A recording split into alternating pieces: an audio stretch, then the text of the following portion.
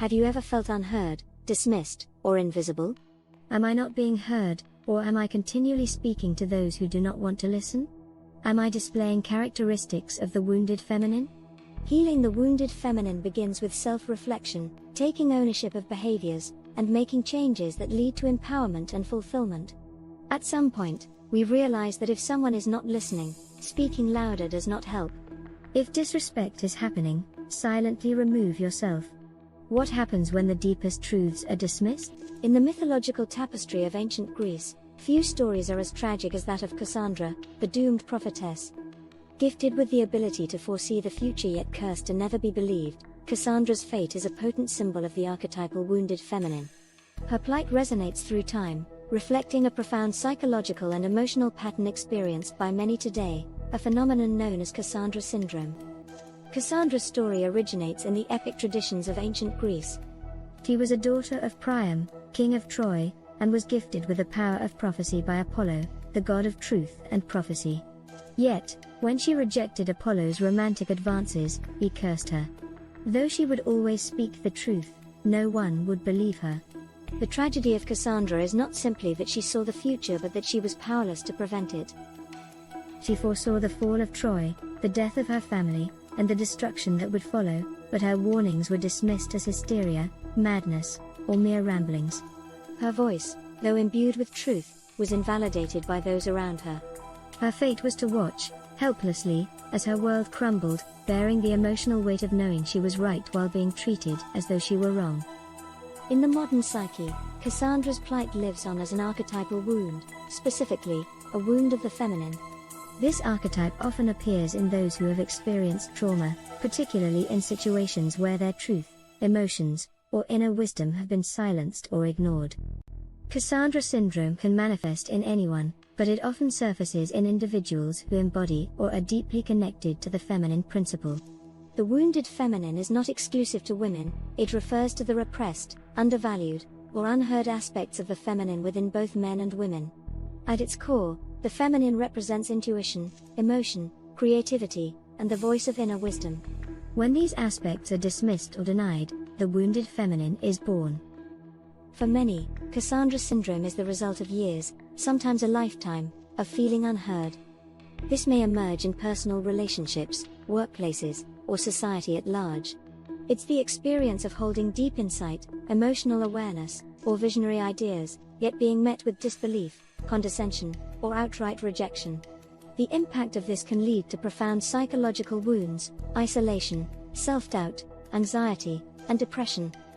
Cassandra syndrome is often found in those who have experienced repeated invalidation of their emotions, ideas, or concerns, struggle with self-expression or feel their voice doesn't matter, carry intuitive or visionary gifts that go unrecognized by others, have experienced trauma, particularly in contexts where their truth was denied or silenced. At its essence, Cassandra syndrome is about disconnection from one's own voice, from others who refuse to hear, and ultimately from a sense of personal power. The archetypal wound of the feminine is deeply tied to this disconnection. In Carl Jung's work on archetypes and the collective unconscious, the feminine and masculine energies represent two primary forces within the human psyche. The feminine, or anima, is associated with intuition, emotion, nurturing, and the subconscious.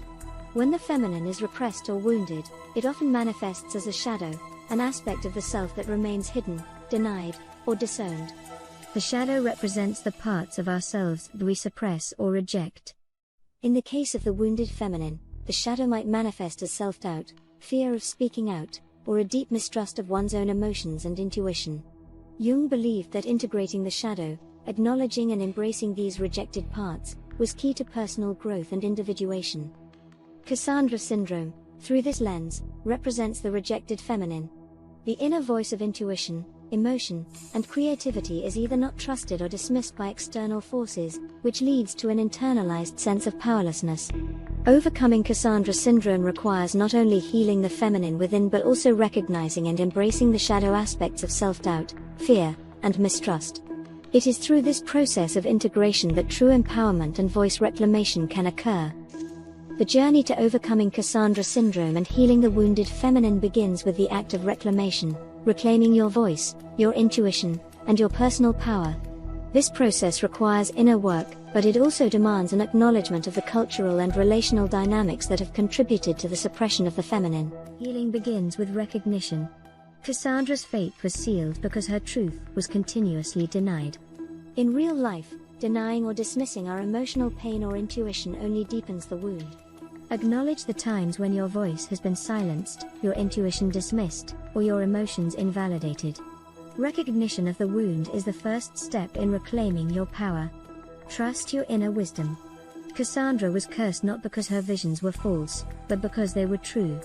Part of overcoming Cassandra syndrome involves relearning to trust yourself.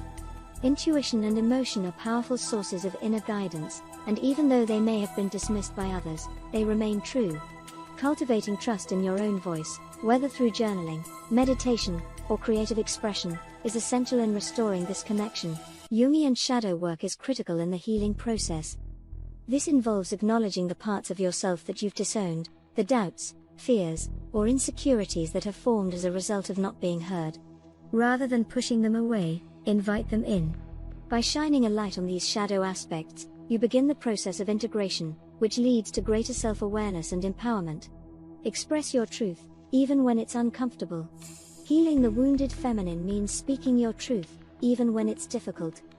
This doesn't necessarily mean shouting your insights from the rooftops. It can be as simple as voicing your feelings in a relationship or sharing your creative ideas with trusted friends. Each act of expression is a step toward breaking the cycle of silence. Seek support in the journey. While Cassandra was isolated in her suffering, you don't have to be.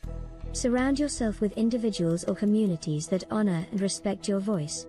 Healing the wounded feminine often requires external validation and support, especially in the early stages of reclamation. Whether through therapy, coaching, or a trusted circle, find those who will listen and reflect back the value of your voice. Cassandra's curse is not merely her own, it is a collective wound, deeply embedded in the stories we tell and the structures that surround us. But it is also a call to action, an invitation to heal and transform. The story of the wounded feminine is not the end. By acknowledging the wound, trusting your inner wisdom, integrating the shadow, and reclaiming your voice, you have the power to move from silence to song. If Cassandra's voice had been heard, the fate of Troy might have been different. In your own life, reclaiming your voice can change the course of your personal history. It can lead to healing, empowerment, and a deep sense of alignment with your true self.